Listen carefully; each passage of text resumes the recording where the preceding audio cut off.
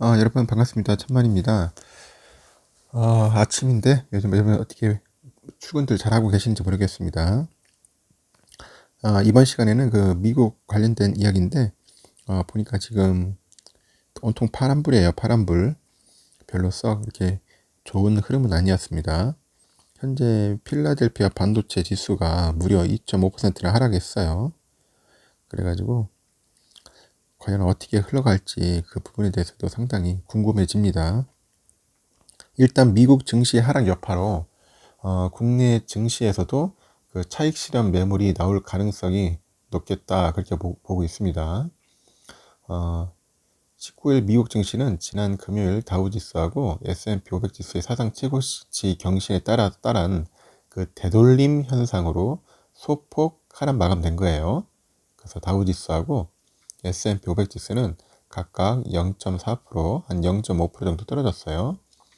나스닥 지수는 기술주 하락 여파로 1%대로 하락을 마감을 했고요. 기술주는 반도체 업종과 기업 개별 이슈 영향을 받았습니다. 이외에도 비트코인과 암호화폐의 변동성 확대, 그리고 테슬라의 사고 소식으로 인한 종목 급락 영향은 미국 증시 전반에 부담으로 작용을 했어요. 테슬라는 지난 주말에 텍사스에서 자율주행으로 의심되는 사고가 접수되면서 3%대 하락세를 좀 보였어요. 미국 규제당국이 관련 사고에 대해 조사에 착수해가지고 자율주행차 혁신 속도가 늦어질 수 있다는 분석이 제기된 점은 부담으로 작용되는 것 같습니다. 그리고 엔비디아는 칩 설계업체인 ARM 홀딩스 인수가 난관에 봉착했다는 소식이 전해지면서 한 3.5%대 하락세를 좀 보였고요. 영국 규제당국이 국가 안보를 이유로 해가지고 ARM 그 인수 영향을 살펴보기로 한 가운데 결과는 한 7월 말에 발표될 것으로 전해지고 있습니다. 4월 초까지 빠르게 반등한 그 필라델피아 반도체 지수는 빠르게 하락했는데 그 공화당의 인프라 축소 주장하고 엔비디아의 마찰 그리고 퀄컴을 통한 과도한 밸류에이션 부담 이슈가 부각이 되니까 한 2.5% 하락 마감을 한 것 같습니다. 현재 공화당은 바이든 행정부의 인프라 투자 계획에서 전기차를 비롯해가지고 IT 인프라 부분 축소, 오바마 케어 관련 인부 노약자 돌봄 등 전통 인프라와 관련 없는 부문의 그 제거를 현재 주장하고 있어요. 이날 국내 증시는 그 미국 금리 상승으로 인해서 기술주 중심으로 일부 매물이 출회될 가능성이 크다고 보고 있습니다. 특히 그 필라델피아 반도체 지수가 이제 하락한 점하고 미국의 IT 관련 그 인프라 투자 축소 가능성이 제기된 점을 보면은 차익 실현 매물 출회 가능성이 높은 것으로 추정해요.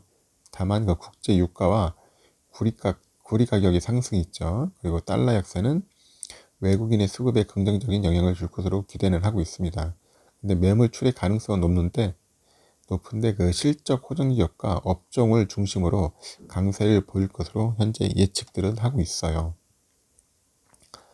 현재 코스피가 종가 기준으로 해가지고 3200선을 넘어서기 위해서는 더 강한 매수세가 유입돼야 할 것으로 보이고 있네요. 그래서 코스피가 3일 연속으로 장중 3200포인트를 넘어섰지만은 종가 기준으로는 한 3200포인트를 넘어서지 못하고 있어요. 지난 1월 11일 코스피가 장중에 고점은 3266.26포인트를 기록했을 때 3266포인트를 기록했을 때요. 장중 등락폭이 한 5.4%였고 거래 대금은 한 44조 원대였어요. 이달 장중 고점에서 저점까지 상승률 차이의 평균값이 한 0.78%, 거래 대금은 한 14조 8,599억 정도 돼요. 1월 11일은 현재 수준보다 평균 장중 등락률이 7배 강했고요. 거래 대금은 3배가량 많았죠. 이는 매물이 충분히 쌓여 있었다는 의미로 지수가 이달 연중 신고가를 경신하기 위해서는 상당한 매수세가 유입돼야 한다는 의미로 해석 가능한 거죠. 다만 상승세는 완만하게 유지될 것으로 보인다고 합니다. 최근 수급상 특징을 보면은 외국인 투자자들이 매수세를 형성한 가운데 연기금 매도세가 둔화되고 있어요.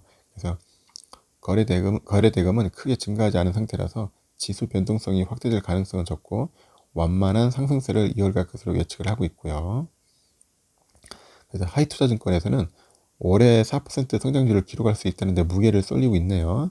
지난 15일에 금통위 회의 이후 한국은행 총재가 국내 경제 성장률에 대해서 연간 성장률이 3%대 중반은 가능하다고 보고 있다고 이렇게 밝혔습니다.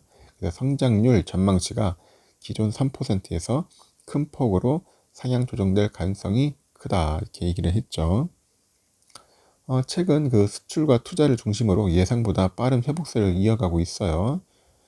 그리고 1분기 GDP 성장률이 전기 대비해 가지고 1.3% 수준의 회복에 나설 것으로 예측하고 있고요.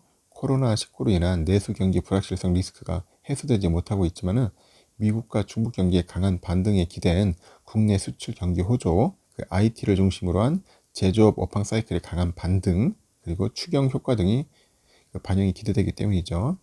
그래서 블룸버그가 집계한 올해 국내 GDP 성장률 조사에 따르니까 평균 한 3.5% 수준을 유지하고 있지만은 최근 성장률 전망치가 상향 조정되고 있어요. 그래서 캐피탈 이코노믹스는 5%로 가장 높은 성장률 전망치를 제시했고요. USB와 모건 스탠리는 한 4.8, 4.2%를 제시를 했습니다. 이렇듯 지금 보니까 다 파란불이라서 기분이 좀 묘합니다. 한동안 빨간불로 해서 계속 상승을 했는데 이제는 꺾이는 추세여가지고 좀 아쉽네요. 일종의 숨고르기겠죠. 엔비디아도 아까 말한 것처럼 한 3.4% 급락을 해가지고 현재 614달러 정도에 마감을 했습니다. 영국의 ARM을 인수하기가 조금 애매한가 봐요. AMD도 한 81달러 정도 마감을 했고요. 1.27 하락. 마이크론 테크놀로지 2.48% 하락해서 88.41달러 되겠네요. 그리고 어플라이드 머티리얼즈도 2.12% 하락한 130.89달러.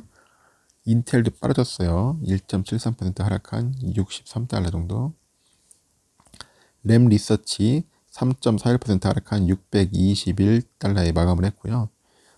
레티스 세미컨덕터도 한 3.50 하락한 55.89달러. TSMC도 많이 빠졌네요. 또 2.89% 하락한 115.40달러. 이런 거 보면은 참 신기합니다. 우리 삼성은 그래도 떨어져야 지금 기껏 0.5% 내외에서 빠지는데 TSMC 같은 경우에 2%, 3%씩 막 빠져버리네요. 많이 빠졌습니다. 브로드컴도 3.51% 빠진 462달러, 퀄컴도 2.14% 하락한 135.25달러에 마감을 했습니다.